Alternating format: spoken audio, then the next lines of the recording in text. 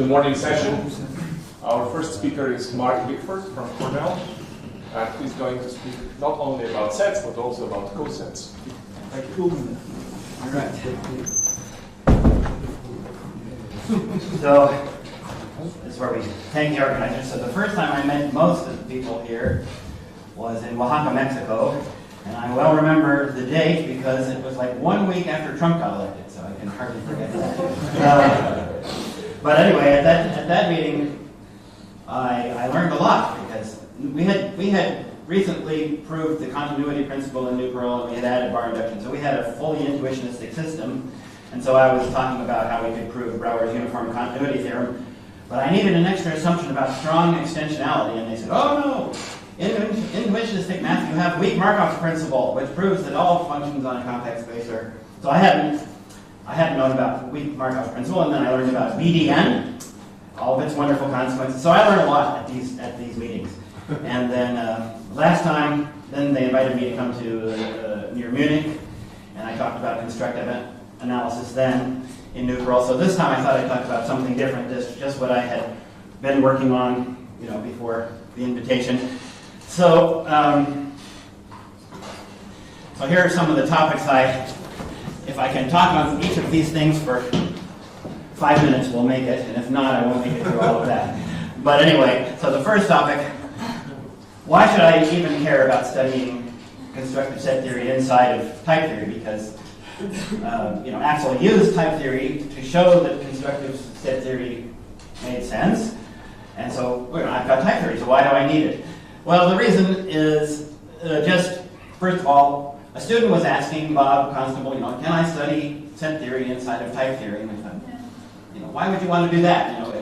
Why not just use type theory? But then I thought, well, we've never actually done it in Nuprl. I should just at least see, how it goes. And once you start looking at the book, the set theory book by Rathjen and Aczel, it's really a very beautiful theory all on its own. So you just like it, and anything that's constructive, that's beautiful, I just want to do it in Nuprl. So that's basically the reason. It's just really for fun because it's just a beautiful, elegant theory all on its own. And I had to solve some puzzles, to get it to work in Nuprl. So some of these things are probably going to come out useful in the future, I think. It's just good to have all these things in the Nuprl library just for the future. So that's basically why. But anyway, another thing is, this will show off, how we do some stuff in Nuprl. So for instance, the interpretation Aczel gave was in Martin-Löf type theory was W types. So Martin-Löf added W types as primitive types, but in Nuprl we don't add them as primitive. We build them from other types. So you'll get to see how we do that. And anyway, and then I needed some notions of games and winning strategies, which turned out to be pretty interesting on their own right. So anyway, we'll just launch into this thing. So the way we build recursive types in Nuprl now is we always first build a co-recursive type, and then we find the well-founded part of that co-recursive type to be the recursive type. So let me show you how we build recursive types. Now, I should have put the pauses in here, but I'm just going to dump this stuff. Okay, I'm going to use the pointer now. Okay, so we have universes of types. Propositions are types, so we use the letter P or U interchangeably depending on whether we're wanting to think of something as a type or a proposition, but they're really the same thing. There's a partial order on types, which is given by this, which looks pretty suspicious, but in Nuprl that makes sense. So it's a subtype relation, and then two types are extensionally equal if they're subtypes of each other. Now, here's a fundamental type that we have in Nuprl, the intersection of a family of types. And so essentially that means it's two things, types in Nuprl are partial equivalence relations on terms. So the partial equivalence relation for this type is just the intersection of the partial equivalence relations for each type in the family. So two things are equal in this intersection type if they're equal in all of the B of A.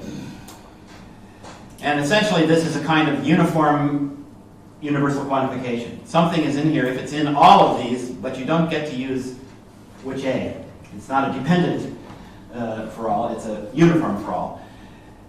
Okay, so here is the void type, which somebody said they were afraid of? Well, don't be afraid of the void type. There it is.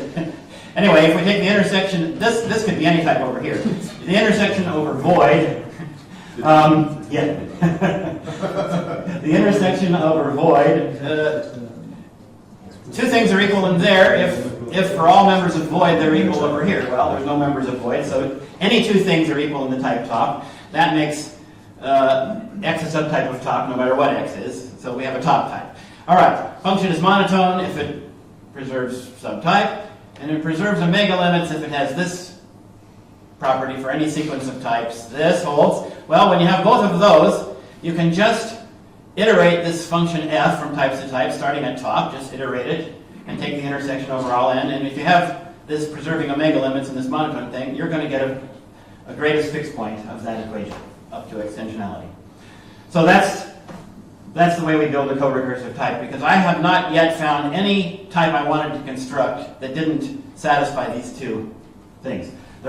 People say there are natural cases where you need to, even to get a greatest fixed point, you need to iterate further, but I haven't found any that I care about yet, so I don't know.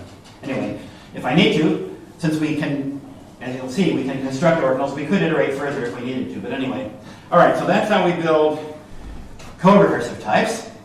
So now I'm going to talk about this type, co-W type. So what we're trying to do is get a greatest fixed point for this equation right here. We want, so let me just, so all of that stuff up there is here. So let me just put this up for a second.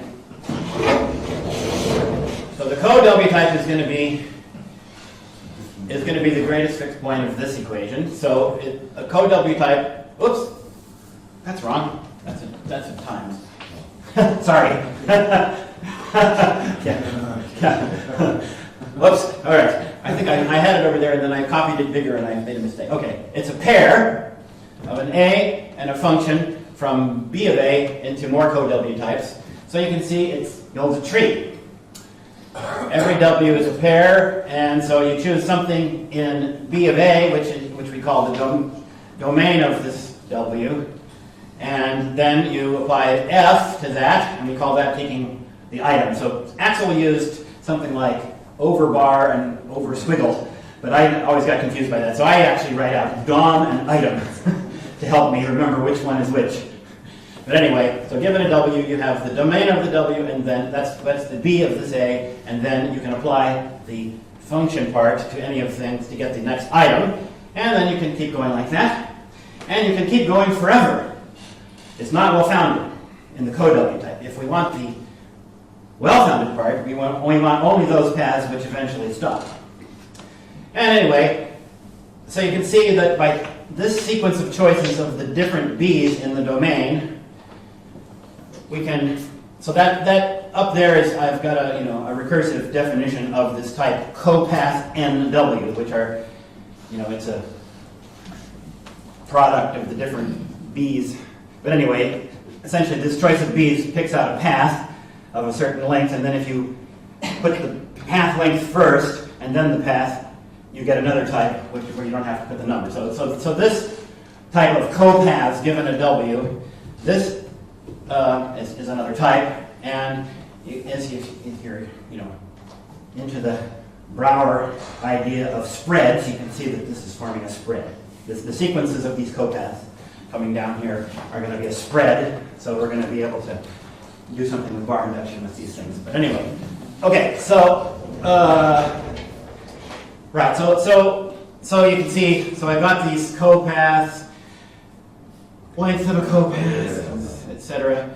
Let's see. So the only thing is, so then we have this relation on these guys. So this is this copath where you have the n and then the path, and one extends the other if this, and oh yeah. So the reason I've made the copath at 0 be top is so that as you go, they're subtypes of each other. So it makes sense to decide whether one path that's longer than another one is still equal to the previous path in its earlier type. So anyway, this gives me a partial ordering, an ordering on the tree ordering on this thing, and then we have this operation of selecting the,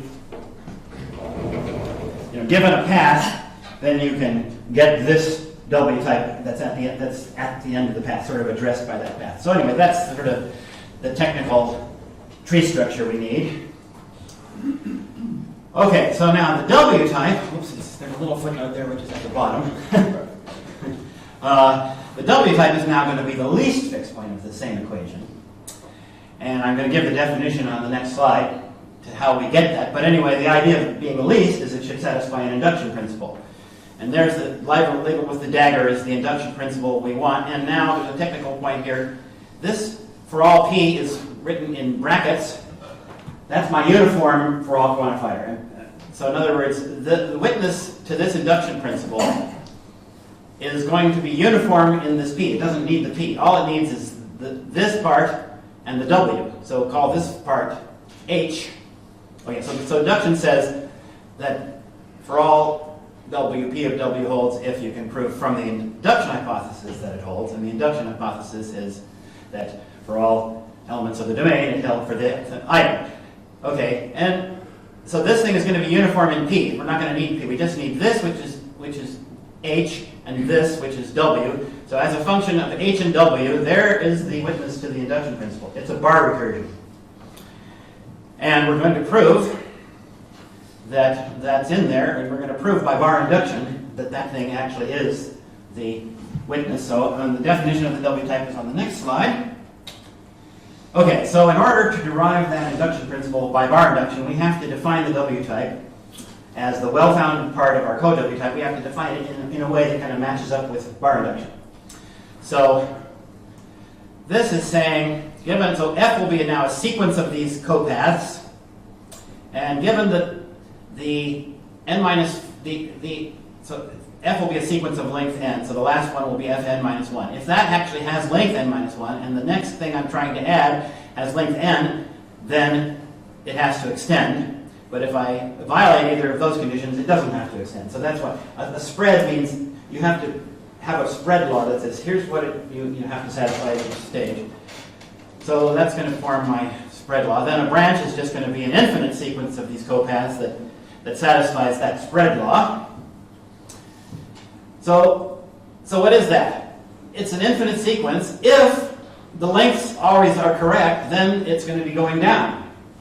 We want to say that this thing is well-founded. It means it can't always go down. So that means eventually you have to violate the condition on the lengths. So it's well-founded if for every branch you eventually violate the condition on the lengths. Now what's that? That is the squash operator. So what this really means is we have to know that this type of exists in n is inhabited, but we don't actually need the n. So that's just a technical point, but in some of these things, that gives us a little more leeway. We don't actually have to produce the n. We just have to know that it exists. And so the W is just the subtype of the co-Ws that are well-founded. So with that set up, so anyways, the thing that's nice is the W's are just a subtype of the co-Ws. So if you define operations on co-Ws, then they're automatically operations on W's. But the W's have the induction principle, so you can do more. So, okay, so that's the setup there. And I'll just flash this up and then skip it, because this is the details of the bar induction proof. We're trying to prove that this Wn is a member of this, given the types of H. So you set up some functions of sequences, and then you end up with a predicate Qns, which when n equals 0 is the thing you're trying to prove, and then you check. We have a bar. This thing which I've built into here is the bar, and Q0 is what we want to prove. So you just check that this Q predicate is inductive, given the type of the induction hypothesis H and the recursive definition of Wn, and then bar induction says QED. So we won't dwell on that. We've seen some bar induction already, but anyway. But the point is, with this construction of W types, the induction principle is coming from bar induction in Nuprl. So in Nuprl, we only have two induction principles. Induction on the natural numbers, so that we can make inductive definitions like this to get started, and bar induction. Instead, you could build in induction principles primitively, like you could build in the W types as primitives, and then their induction principle would just sort of be a primitive part of your theory. But here we like this. It seems kind of beautiful that you have just these two induction principles, and you just derive everything from them. But okay. So now, so you can see that these trees are going to act like sets, right? Because if I think of this as a set, these are going to be all the members of my set, and those are the members of the set, and so on. So the only thing is, in set theory, equality is this extensional thing. Two sets are equal if and only if they have the same members. If I just use the primitive equality from this type, I'm not going to get that. So I need an equivalence relation on these things. So we want to get an equivalence relation on the co-W type. Whoops. So that if I define Z as a member of the W, if there exists one of its items which is equivalent to Z, not equal to Z, then I still want to get that then two sets are equal if and only if they have the same members. So this, I'm using the equivalence here in this, and then it's, so there's some, on the W type, Aczel was able to just basically define that, and it's inductively okay, and you get a inductive definition of that. But on the co-W type, I can't make an inductive definition because it's not well-founded, so I need a different definition. So it turned out that it worked. I mean, so maybe somebody will see, oh, you could have done this in a much simpler way, but this is the way I managed to do it in Nuprl. So I define a game on these two co-Ws. Then I'm going to say they're equivalent if and only if player 2 has a winning strategy in this game. So let's see how that goes. So I need a general concept of games and winning strategies, and I can't use like Conway's theory of games because that only works for well-founded games. So I need, this has to be a general theory of games that include non-well-founded games. So, but it's very simple. A game is just a type of positions of the game, an initial position of the game, and then two relations that say, on positions that say whether this is an okay move by player 1 and whether it's an okay move by player 2. Okay, so that's what a game is. So now, here comes the most complicated slide of all. And so we're going to dwell on this for a minute. This is my definition of winning strategy. Okay, now, it's not as bad as it looks. Okay, so intuitively, what's a winning strategy? It's a function that says, given the moves up so far, it tells you what to do next. But it's a very dependent concept because the strategy only has to work if the moves so far have followed the strategy by you. So it's a concept of a function whose domain at each stage depends on the function at earlier things. So maybe people will say, well, that's just what we mean by dependent choice. I'm not sure, but anyway, in order to capture this exactly in Nuprl type theory, I had to be a little cleverer. Okay, so anyway, so here's the idea. So I've written sequence here because I tried to do all of this before the general theory of all the inductive types, like lists and stuff. So I had to code sequences with just the function type. It's just a pair of a natural number and anyway. So, but let's just take it for granted that we know what sequences are. So a capital play is going to be a sequence of positions. This inductive definition of little play with an N and an S is supposed to be those plays which have followed strategy S for the first N moves by player 2. So here it's saying a play that's at least of length 2, in which the first move is the initial position and the second, P1 was okay for player 1. That has followed the strategy S for player 2 on the 0, for no moves by player 2. So it doesn't depend on S. Then at the next stage, now I'm going to show, this is another type that we have in Nuprl called a dependent intersection type. It's the things in here are the things that are in here and in here, but this thing gets to mention that one. So it's a dependent intersection, which is a very cool concept that was invented by one of Bob's students, Alexei Kopolov. So a play that follows the strategy for n plus 1 moves has to satisfy the strategy for n moves. And now it's a play of at least 2n plus 4, and such that these two moves, 2n plus 2 and 2n. So the odd move was okay for player 1, but the move by player 2 was the strategy applied to the sequence truncated to the previous length. But now what's the type of S? Now I'm defining the type of S down here. So these are two mutually recursive definitions. So now we're giving the type of strategies. So at 0, anything is a strategy. Anything, because anything will work here for S. It's not even mentioned. And then here we say, well, okay, at n plus 1, it has to be a winning strategy for n. And for any play, here, notice this n is now of length exactly 2n plus 2. The strategy gives you a move for player 2 that he can then apply here. And then a winning strategy has to be a winning strategy for n, for all n. So this notion of this intersection over all n thing, that's the same structure as my co-recursive definition. So somehow this is some sort of a general notion of a co-recursive definition, but I haven't worked out a kind of absolutely general scheme for co-recursive definitions. I've got my co-recursive definition of a type. Here this is another type that I'm defining co-recursively, but somehow I had to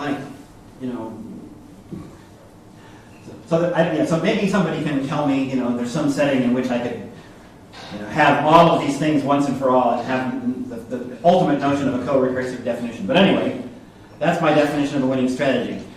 Okay, so now, given those definitions, see, in Nuprl we can make any definitions we want. We don't have to have a type checker accept our definitions as we go. We can make any definitions we want, and then we sit down and prove a theorem. So now we prove simultaneously by induction on n that that's a type, and for S in that type, this is a type. So it's a kind of a bootstrapping thing, and therefore the whole thing is a type. Okay, so now there's an obvious definition of when two games are isomorphic, and this lemma is not that hard. If two games are isomorphic, then one has a winning strategy if and only if the other one does. This lemma says if you have a predicate good on your positions, and the initial position is good, and for any P and Q where P was good and Q was an okay move by player 2, then there's going to be an R which is good that player 2 can do. Well, then player 2 is going to have a winning strategy. Just keep extending to the good things, and you'll be able to go forever. So there's two lemmas that are relatively easy to prove about these winning strategies. Sudi, yeah. Is there some choice involved here about how the player is going to choose one of the good positions of? No, because when I say for all positions P and Q there exists, that's the built-in choice principle. Yeah, and so actually this lemma, conceptually is easy, but actually technically, the actual definition of that winning strategy is a little hard because you have to say, because this concept of good could have constructive content in it. So you have to say, at each move, you have to go back to the very beginning and iterate along, gathering up all. Since you have followed the strategy, you have done good, so you have to gather up all the witnesses to the good and string them together to get the next witness to the good. So it's a little technically hard, but anyway, yeah. The choice that's in there is from what I mean by for all there exists. Yeah. If it were for all squash there exists, then it wouldn't work. Yeah.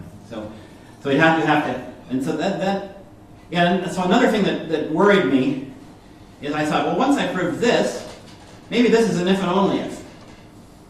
Maybe you have a winning strategy if and only if you have that, and then wouldn't this just be a much simpler definition of winning strategy? But I think I considered that, and I said, oh no, it wouldn't work in general as the definition, but I can't now remember why. So, I'm not sure whether you've mentioned this, but what are the actual winning conditions in this game? Oh no, okay, so I'm only interested in games, well, where a player loses if they don't have a move. So a win for player 2 means they never get stuck. So as long as you can keep moving, you win. And infinite games are won by player 2? What's that? If infinite plays in this game must be won by either player 1 or player 2. I mean, there's the situation where both of them can keep going on forever. Well, no, these are possibly non-well-founded games, but if it were well-founded, then eventually you would run out of moves, and so one of them would have won at that point. So like in Conway's theory of games, They're well-founded, so that has to happen. If it's infinite, we say 1, I mean, Yeah. you're happy if it's infinite. Because it's a dissimulated Yeah. game. So in this case, if it goes on forever, You're happy. player 2 has won because she hasn't gotten stuck. So player 1 only wins by steering player 2 into a place where there's nothing to do. And that's because I'm trying to capture bisimulation. So bisimulation means whatever happens, there's a corresponding thing. So as long as that happens, that's what I'm happy with. So yeah, there's probably a more general theory of games where I could talk about different winning criteria, but I'm only interested in this particular case. So, Yeah. may I ask another question? Okay. I'm happy to keep my mouth shut until you Oh, answer the I'm question officially. So that means that semantically this is almost like a reachability game, and therefore semantically, I mean, if you formalize it in set theory, this is determined in the sense that every winning strategy is positional, i.e. it doesn't depend on the sequence of moves so far. So your notion of winning strategy is a lot more general, and I'm wondering where this is actually needed. So the thing is, I tried to become, I can't remember all the details now, but the thing is, the reason I have to have the condition for the next move, depending on everything that's come before, is to have the right type. The thing is, there's absolutely nothing decidable about this game. You can't even decide, But whether, the positions here are pairs of branches. Yeah. In the final game, the positions are going to be. So you know the state. I mean, the state tells you the history in that case. Anyway, I am interested in the question You of. could say that here your lemma 2 is about positionality. Yeah. The lemma 2 one says if it's just a positional thing, then you can win. But anyway, I am interested in the question of would there have been an easier way for me to do any of this? So, but anyway, I'm just showing you how it worked. Okay. So here's the bisimulation game on our type. It's the positions are exactly the pairs of copaths. One from W, one from W prime. The initial position is this is the nil copath. P extends Q by exactly 1 if it extends and the length has gone up by 1. It's okay for player 2. Player 1 if he just extends one or the other one and leaves the other, leaves one alone and extends the other one by 1, length 1. For player 2, it's exactly the same thing, plus he has to make the lengths the same. So that's a simple idea. Okay, now, I define the equivalence relation as win 2 of this game. So now, the symmetry is by lemma 1 because you can see by swapping them, they're isomorphic. Whatever isomorphic means, it's clear. W is equivalent to itself by lemma 2 because the good position is have the two copaths equal. Yeah. Okay. Now, transitivity should be clear, but it was actually technically pretty hard for me to do. But you can see that the idea is I have this game W1, W2, and here's the game W2, W3, and I'm trying to get the game W1, W3. So, given some moves in this game, we've got some path. So basically, start off here. Whatever, if player 1 extends this one, then let's see, W3. Then you use the winning. Then you extend this one in this game using the winning strategy here. Copy it over here, and then use the response over there. Anyway, you can see that it's going to work. But technically, I had to write down the winning strategy, so I had to actually write a little program, come up with a loop invariant for it, and prove that it worked. But anyway, you can see that clearly it will work. Did you say there was a student who was supposed to do all of this?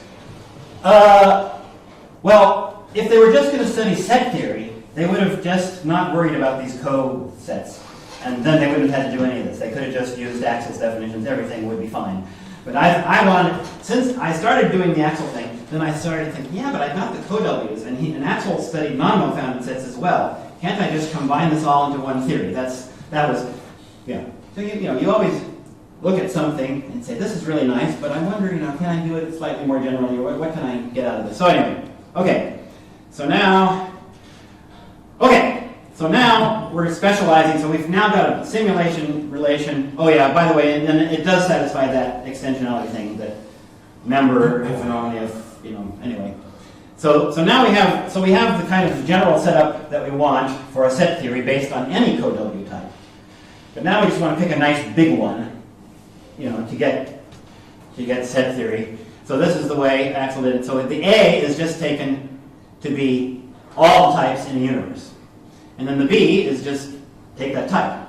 So we've got the sets and the cosets. Now this I can be any universe, so I just leave it unspecified. So you get a hierarchy of sets, bigger and bigger in some sense, but I don't know in what sense. Anyway, all right. So now in the book, after introducing things, they say, well, we're going to need the concept of class. Class is defined by a formula, and I started to do that, and I thought, I don't think I actually need that in my setting. Because I can just use propositions,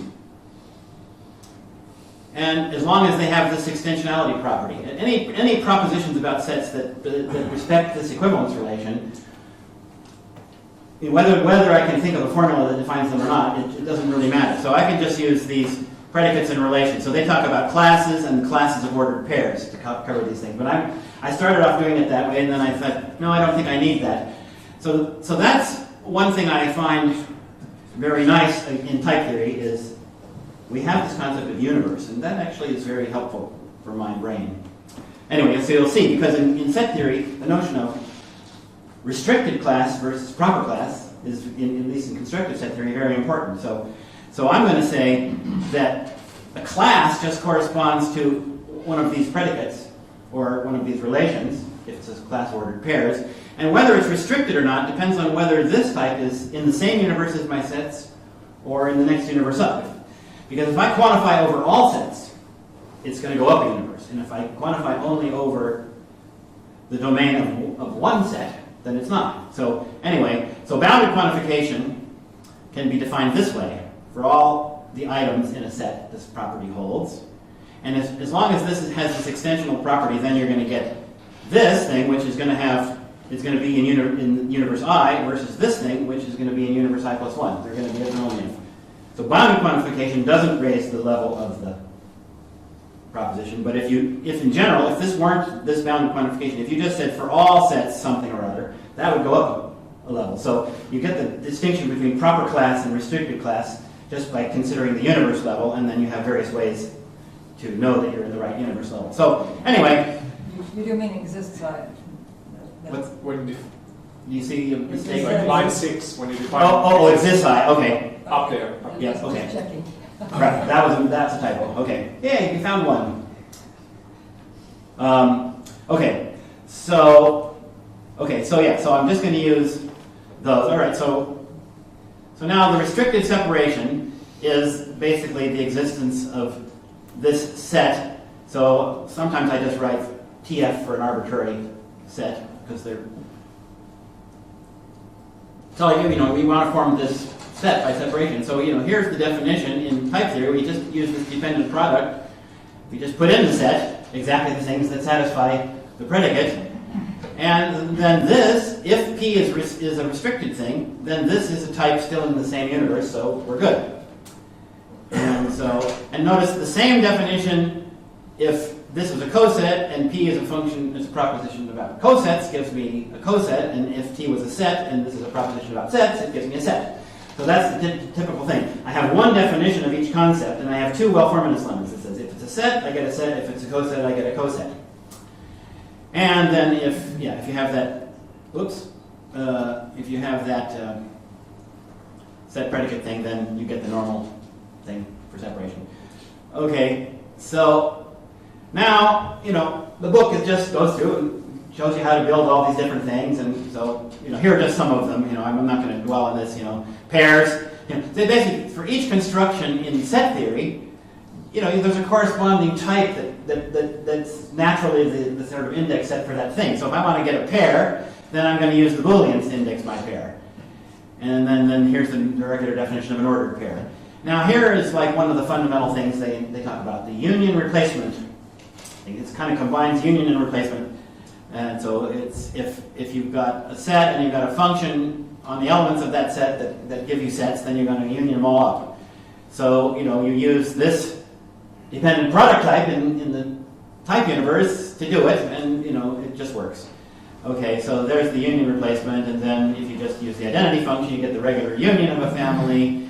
And if the set you have actually all the members are the same, then that single member of that set will just turn out to be the union of the set, which is useful for decoding ordered pairs. Intersection is done by separation.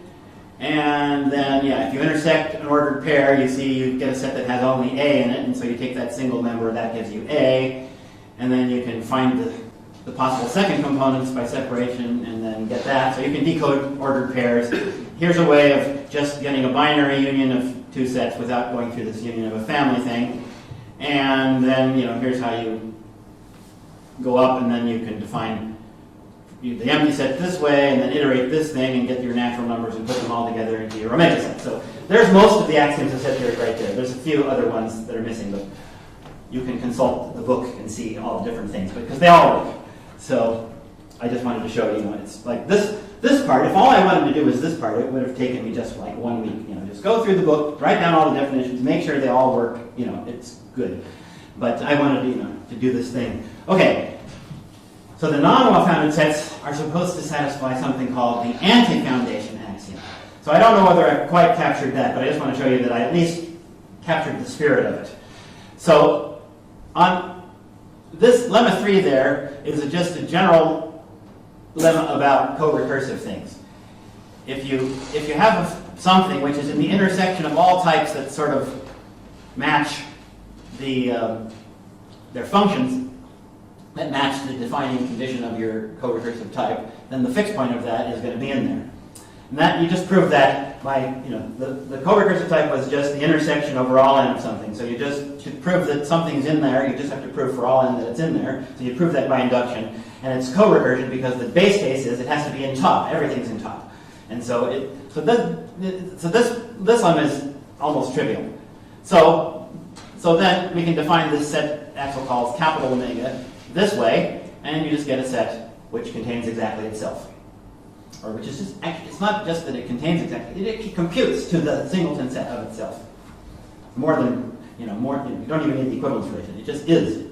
That's what it is. And that's just going to be a set, just exactly one path going down.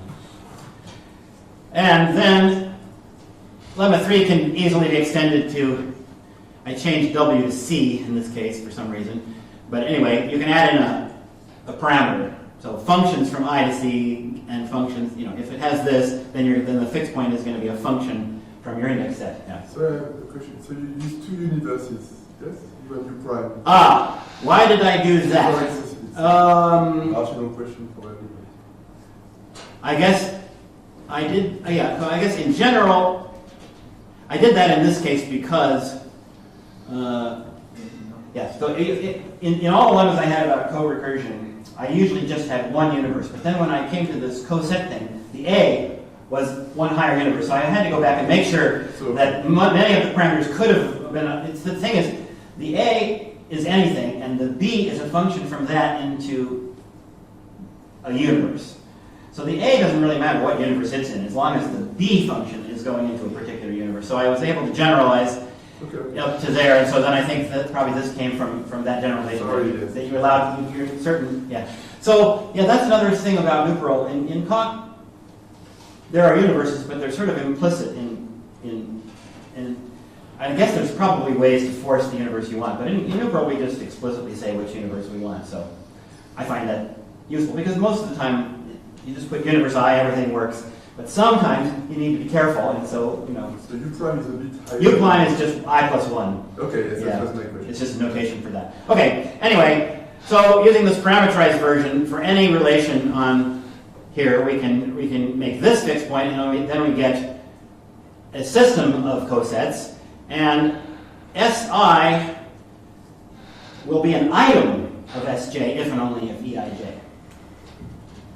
So therefore it's a member of if Eij, but it doesn't mean it's not a member if not Eij, because it could be there's some isomorphism between something else. So I'm not sure about the anti-foundation axiom, whether I'm supposed to get an exact if and only if. If so, we have to code into these SIs something to make them different when Ei is not, when it's not an edge. So I'm just saying there may be a little bit more work to get the exact formulation of anti-foundation that Aczel wants, but anyway, you can see that it shouldn't be, essentially all those kind of looping things that you want, they're there. So it's just a matter of some details of exactly the formulation of the axiom that you might want. Okay, now the coolest stuff for me in the Aczel papers and in the book is the theory of inductive definitions. So that comes from the regular extension axiom, which I'm going to get to. And as part of proving that every set has a regular extension, you first prove that every transitive set has a regular extension. And so you need to get you need to know that the transitive closure exists first, without the regular extension. So anyway, I think in the book they define it some different way and then prove that it could have been defined this way. But anyway, it doesn't matter. On sets, you could define the transitive closure this way, inductively. But again, I want the same definition to work on cosets and sets. So I can't use this definition for transitive closure. But, as you can see, we have a very simple definition of the transitive closure. Because, here's my set. What's the transitive closure? It's all those things down there. So it's all the things. So remember, we had this operator. Given a path, you can get the thing that's at the bottom of that path. So just put all those together. That's the transitive closure. So there it is. You use the type of copaths, and then you just take that thing, that operator that gets the sets at the bottom of the paths, put all that together into a set. That's the transitive closure. So you can see it's just all those things that are reachable from the top, and that's what the transitive closure should be. And then you can just prove it's the least transitive set containing A. And then if A is a set, then every member of the transitive closure is also a set. It's also well-founded, and so. Anyway, then I can use Aczel's definition. They're both the least thing anyway, so they come out the same. So this definition, when restricted to sets, comes out to be the same thing as that. So anyway, that's pleasant. Okay, we have enough time to do this. This is good. All right. Now, regular set. So regular set is the analog of a regular cardinal. So cardinal is regular, like successor cardinals are regular, but the concept of a regular cardinal is, if you start below here and you make a function that goes in to here, then the whole range of that function will also be bounded by something in here. So that's what we don't have well-ordered sets anymore to be our orbitals and cardinals and things. We just have sets. So this is just the analog of that. And again, in the book, it's stated so instead of being functions, it's just arbitrary relations. And again, in the book, it's stated for only relations that are given by sets of ordered pairs, or maybe proper classes. I can't remember. But anyway, again, I realize I can just use my nice definition and just arbitrary relations that are. So anyway, so here are some of the definitions. So this is saying R is a multi-valued map from B to A. It just says for every thing in B, there exists something in A that has the relation. They might have a different symbol for that. I forget what it is. But anyway, this is supposed to be the multi-valued map. This is the onto, obviously. Okay, a set is regular if it's transitive, and now for any, so this is standing for proper class. For any relation, which could be a proper class relation, as long as it's an extensional relation, and it maps B. So A is the regular set that sort of corresponds to this. B is this. R is this map going from the elements of B up into the set A. So if you have that situation, then we want to say there's this bound here. So there's a B in A such that the R actually maps all of B into B. And it actually then maps onto that B. So it's, well, anyway, that's the definition. So you have to sort of sort it out why that's the right analog of the notion of regular cardinal. But that's the concept of a regular set. And the theorem of Aczel is every set is contained in a regular set. And this is the construction of it. There it is, 2 lines. But I find that construction remarkable. I mean, I don't know how he thought of that. But anyway, so here's the regular extension of a set now. So to be a set, it has to have a domain. Well, he uses this as the domain of the set. So let me show you what it does in a particular case, because it's pretty interesting, I think. So suppose we start off with the set 2, which is going to have just 0, which is the empty set, and 1, which is. So suppose we start off with that set. Then the domain of this pair, remember, was the Booleans. And the domain of this one was void, and the domain of this one was unit. So the type of the domain of the regular extension is going to be Boolean, if B, then unit, which will be, say, this one, else void. So the domain of the regular extension of 2 is going to be this W type. Now what is that?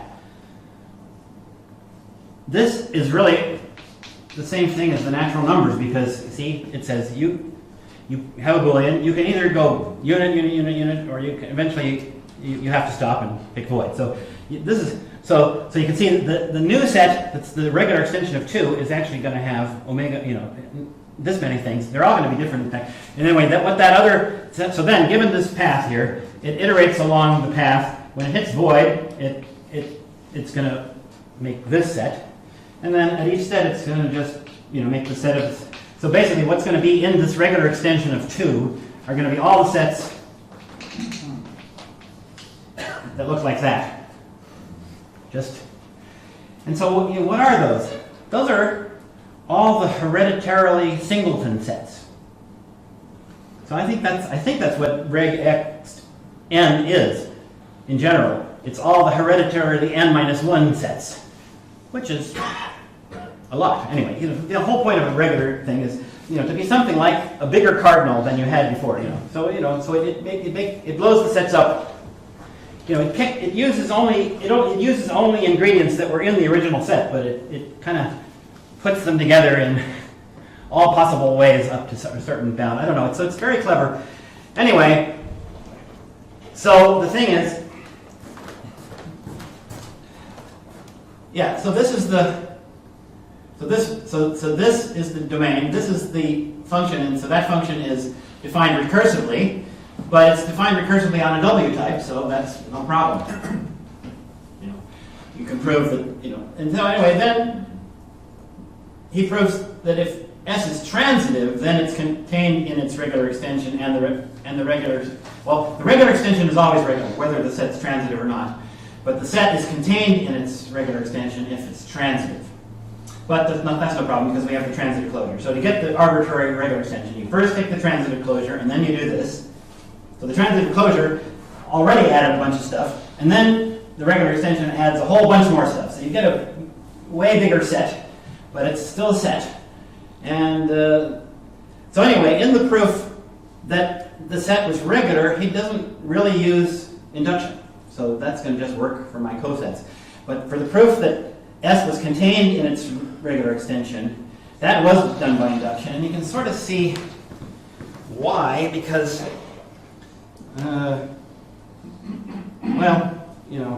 because this thing it's walking down all these paths. So somehow you have to kind of work your way up from the bottom and show that.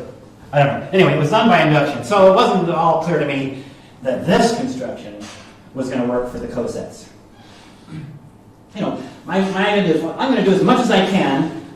So it'll, I'll have one definition for cosets and one for sets, and then somewhere along the line, I've got foundation has to be necessary for something. So when I reach those things for which foundation is necessary, then I'll know. But anyway, I just wanted to wonder, could the regular extension work for coset anyway, even though that one part of the argument needed induction? And it turns out the answer is yes, but I have to do a slightly different construction, because I checked that for this looping set, the construction that's on the other page for the regular extension actually gives the empty set. And why is that? It's because, like in this case, for the looping set, there's no empty set in there. So there's no base case for this thing to hit. So it just goes on forever, and you end up getting the empty set as a set. Anyway, but for the new construction, all I have to do is where this is the exact same construction Aczel had, but I just changed the W type he used to co-W to allow those non-well-founded things. And then it turns out that this function, which was well defined because it was defined on a W type, and it always gave a set. Well, now on a co-W type, this is going to give a coset because it could run forever, but that's okay for cosets. So anyway, the upshot of it is, I just finished the proof in Nuprl of this 2 days ago. It works. If S is a transitive coset, then it's contained in this co-regular extension. So I don't know what that's going to be good for, but it's. For most of these things, it's just there's just kind of a beautiful theory there, and you just sort of just understand what's happening and see how it generalizes. So, I think I should stop because I have just here's. I could tell you a little bit about the complications of this proof, but I don't think I will. So the best reference is just go Google Aczel Rathjen, the CST book. Is it being revised? You said. We are revising it. But anyway, just go look at that book because it's full of really, really interesting things. Now, of course, the approach there is very different from what I'm doing because they're interested in axioms. Let's make some axioms and see what follows from the axioms and stuff. And what I'm doing is just saying, here's an interpretation of something in Nuprl. Let's just see what holds of that. And Michael's written some papers of saying some of these constructions in type theory give you more than the axioms say, and what kind of axioms can we add that really capture more of what the type theoretic interpretation actually has. So there's a different take there, but it's all very, very interesting and very cool. So go look at that if you like this stuff at all. And I don't know what the reference for non-well-founded sets is. There's a chapter on non-well-founded in the book. On the Anti-Foundation axiom. Okay. In the book. Okay, so I don't know which version it is. yeah. And there's also a bunch of. When I start reading books like that, I usually don't make it all the way through because as soon as I reach to a point where I say, oh, I could do this in Nuprl, then I start switching over and working in Nuprl, and then I forget to read the rest of the book. So anyway, so the cool thing about the regular extension is it makes these inductive definitions possible to prove for it. So bounded inductive definitions. There's always a least fixed point for them. And so I don't know whether that could, now I have a co-regular extension of a coset. Maybe I can prove that these inductive definitions will work on the cosets. I don't know. Somehow, it seems like somewhere along the line something won't work, but I don't know. I haven't had a chance to think about that. But, one of the reasons to build, one of the applications they have of this inductive definition is to get this set of, they have this set HA. These are the sets that are hereditarily of sort of size A, that are, can be images of sets of size A, or something like that. These hereditarily A sets. And it seems like, it almost seems like the regular extension of A is already that set. I don't know. Yeah, there's a connection. Yeah. So anyway, and I know that exists. So I mean, I'm just saying on cosets, I know that some of these sets exist. Maybe not all the ones that you could inductively find. I don't know. Anyway, there's more work to be done. If, mainly it was just curiosity that made me do this. So, I don't have any particular agenda to like why I should keep working on this, but it's just that it's beautiful mathematics. So, okay, and that is the end.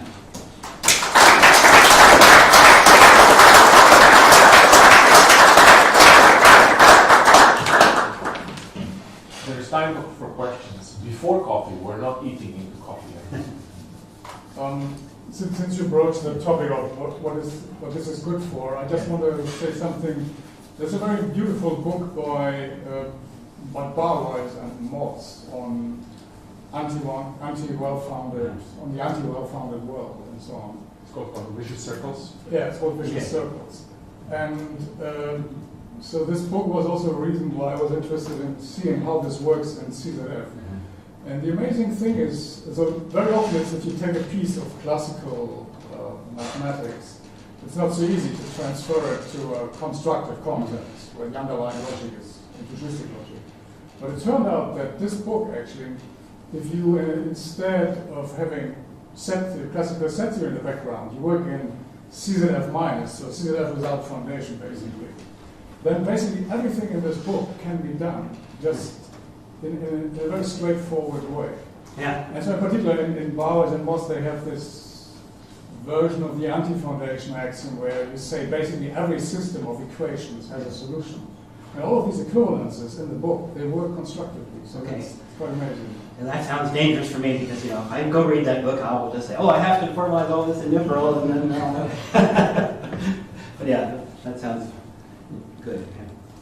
Beginning of your talk, you spoke about the W type Uh-huh. and how you do it in Nuprl. Then you said we could do it differently, just look at inductive definitions, Yeah. and then take them at least fixed point of certain clauses, and then you can dualize that and have greatest fixed points. Now the question I have is about your bisimilarity concept. Could you just obtain it by defining pointwise equality inductively, and then taking the greatest fixed point? The bisimilarity I define on these co-W types, that one, the Yeah, well, in the game. I mean, it could be done anywhere on any Yeah. type. So you did it very generally, but if you want to have it for just some type, that would be an alternative way. Okay, well, I'll have to think about what you said, yeah. 'Cause I mean, I am interested in, like, possibly simpler ways of doing what I did. Yeah. But I trouble, when you do something in a formal system,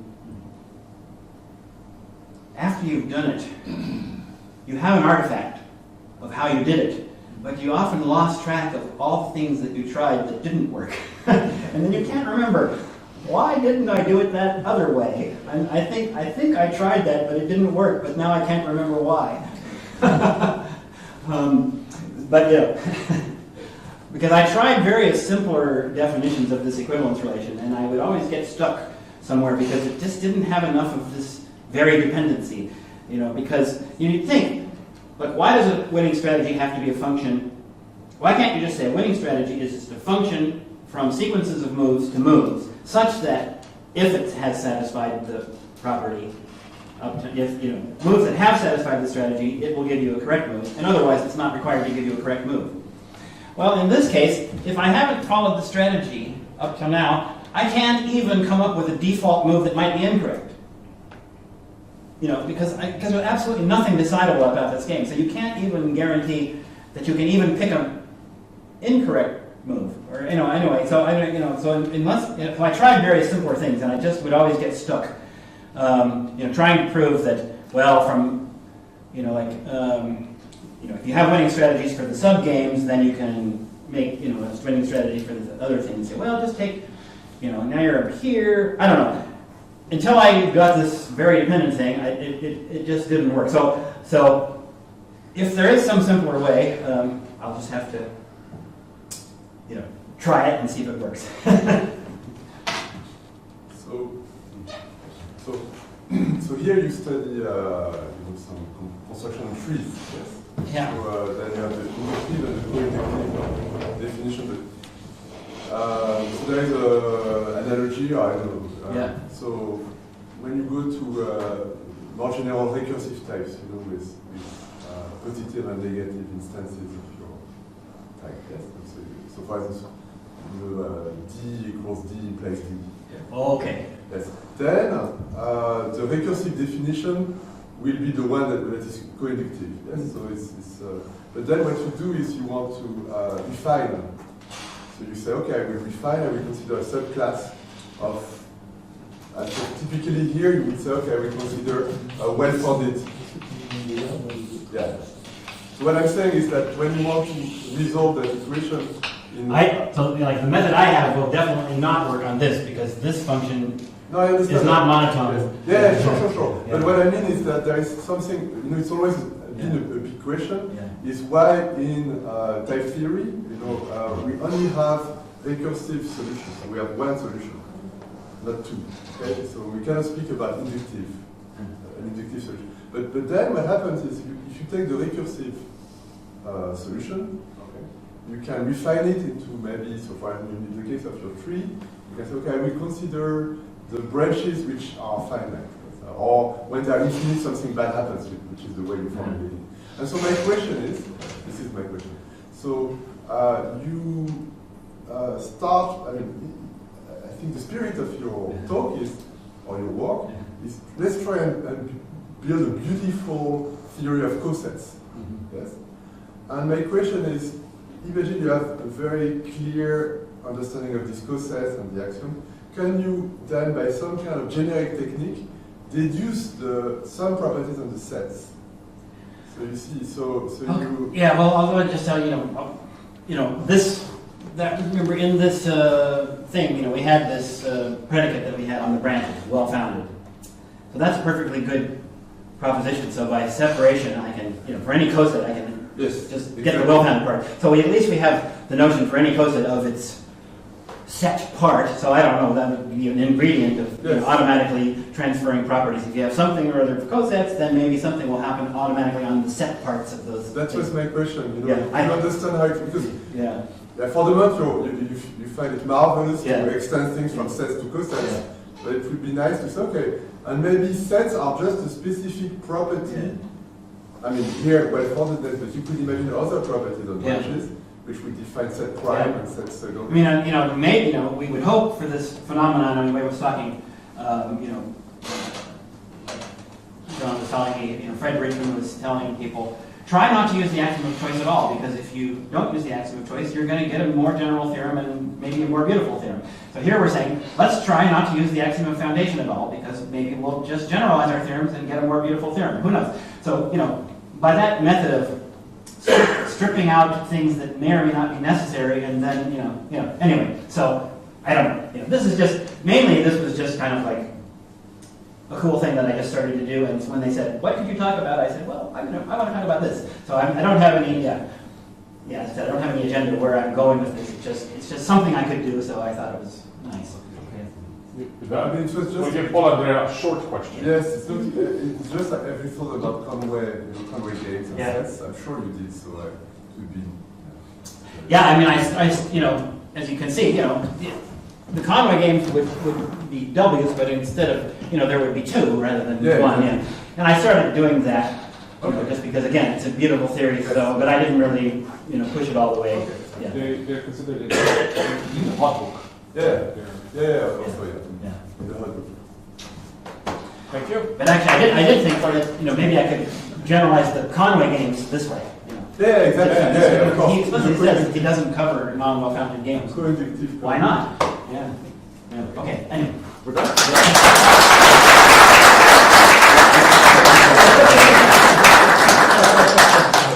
Coffee, I think, and come back at 11.